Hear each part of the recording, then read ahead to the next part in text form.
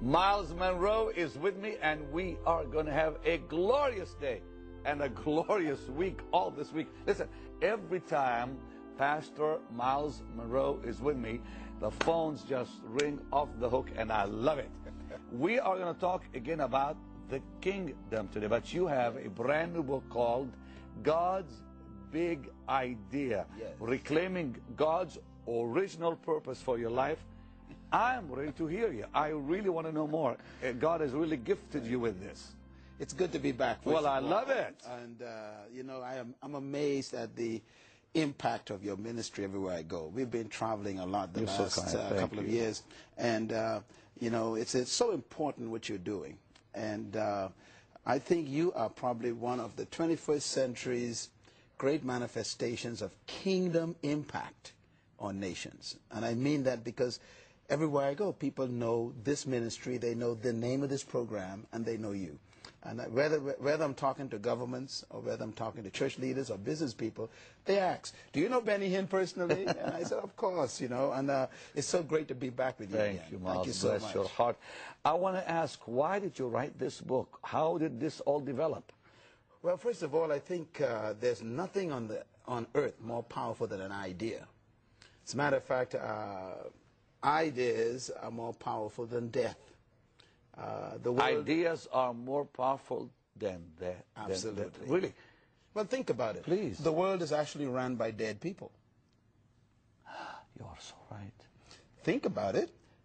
People have left their ideas on earth that have become ideologies, that have become philosophies, that have become the way we rule our countries. As a matter of fact, it's impossible to kill an idea. You can kill a man, but not his ideas. Okay. And so the world is actually run by people like Plato, Aristotle, Socrates. They were the ones who actually invented the idea of democrata. Democrata is where we get our concept of democracy from. Sure. It was developed by the Greeks.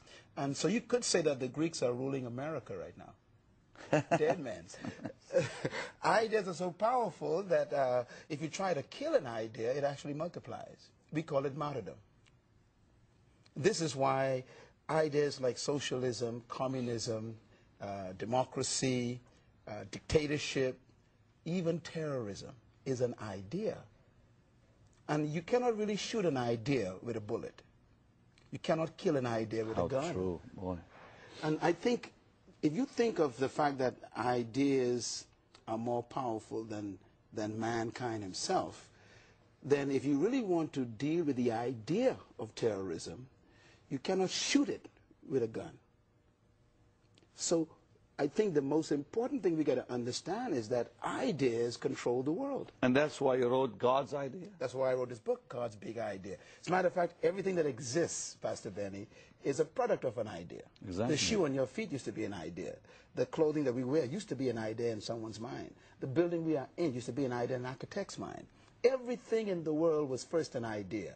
And that is why ideas are so critical, because they are not only the controlling elements on earth, but they are also the source of creation of everything. And this is probably why we are having some challenges in the world today, because we have not taken a serious look at ideas. You know, the first place that I really recognize where ideas are important in the Bible is the first chapter of John. That says, of course. In the beginning was the Word. The Word, yeah. And the Word was with God, and the Word was God, etc. And then it says, all things were made by the Word. Yeah. And then it says, and the Word became flesh. Now, you and I know, theologically speaking, that word is the word logos. But when I discovered what the meaning of logos was, it blew my mind. The word logos in the Greek, which we translate the word from, is the word idea. Matter of fact, the word logos means expression of an idea. So the Hebrew concept of idea in that verse is, in the beginning was God's expressed idea. And God was his own idea. And God created everything by the idea. And then it says the idea of God became flesh and dwelt among us. So if you want to know what God's ideas are, you got to study Jesus. Exactly. He was God's ideas in a body. I love it. So idea is what God sent to solve the problem on earth. Now, the word idea, we translate it as word. Why? Because an idea is what's in your mind. Think about it. Now, the only way for me to know what your ideas are in your mind is when you convert them to words. When you speak, a word is an idea container. Sure. So God expresses idea with word. That's why Christ is called the Word of God. He is God's collective ideas in one human body. And so if you want to know what say that God's again. thinking, Slow down. This is great. He is God's collective idea in one human body. absolutely. Isn't this precious? So if you want to know what God is thinking, You know you bless me every time you talk. you. I tell you I love this. Keep talking to me. This is great. and if you want to know what God is thinking, then all you have to do is study Jesus. Jesus said, the words I speak to you, they are spirit. They are life. He said, no man can come to the Father except he comes through me. Jesus Christ is God's big idea in a body. And really what he's saying is, Jesus is God's will in action. Absolutely. Your Think will is in your about mind. that. Yeah. But when you put it on paper, it's called a testament. You know, it's amazing. Lawyers know this. If you die with a will in your mind, then no one knows what you intended.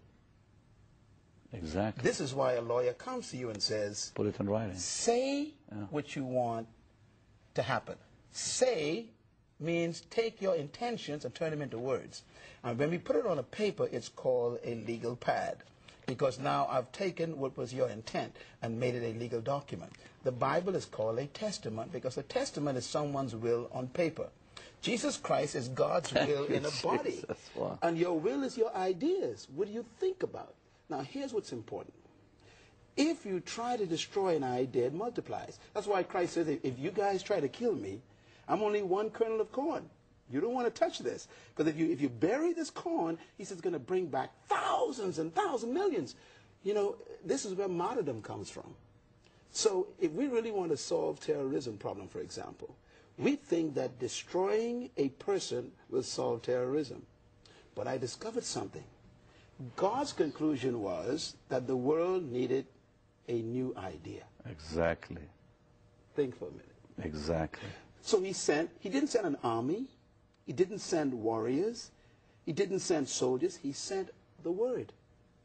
God's Because the idea, most powerful man, thing on precious. earth is an expressed idea. So what you're saying is God fought an idea with his idea. Oh, you're getting ahead of me. Exactly. You see, the solution to the world's problems, which are all ideological problems, How true. is a counter idea. How true. That's why God sent the word to solve the world's problem. If God sent an idea to solve the world's problem, then it means that the world's problem is ideas. And so all of our ideas are corrupt. Romans chapter 12. We don't understand Paul's mind sometimes. Paul says, look, the only way we can see a new world, he says, is first of all, you must stop being conformed To this world. to the ideology of this world. That's exactly. Then he says, be transformed by the renewing of your mind, so that you may know what is God's perfect will. You know, you're explaining even something's happening today. We hear on the news we are fighting an ideology. That's the point I'm making. Yeah. Because And we're not fighting an army. Right. We're not fighting terror. Yes. We're fighting an ideology. You that are is very very, true. very dangerous. And only God's idea can defeat that. You're getting ahead of me. I'm That's sorry, why the book. I'm going to slow down then and let you talk. But you see, this is the key to victory. Yes. Keep Yes. talking, please. You know, the most powerful thing on earth is a thought. And a thought is an idea that's conceived.